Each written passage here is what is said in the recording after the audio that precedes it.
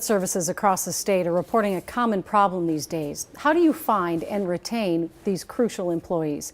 Chris Harapsky joins us live with more on that. Chris? Julie, today an array of experts in this field say less than half of the cost of ambulance services in Minnesota are actually paid for. And with dwindling funding, it makes it even harder to find and retain workers.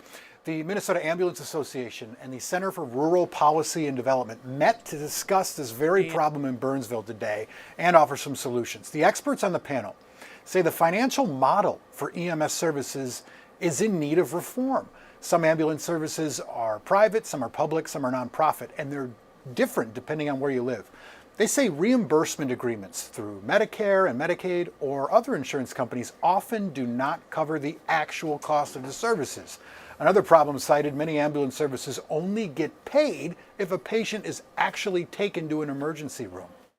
If you look at an ambulance call generally costing around $1,000 and you collect $500 on every call, that's a $500 deficit every time you go out the door. So somehow or another, that difference needs to be made up.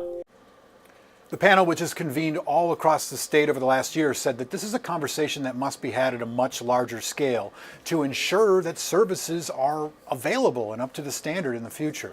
The panel says it really comes down to funding, and they're asking the state and federal government to weigh in before the problem gets worse. Randy? All right, Chris, thanks. Tonight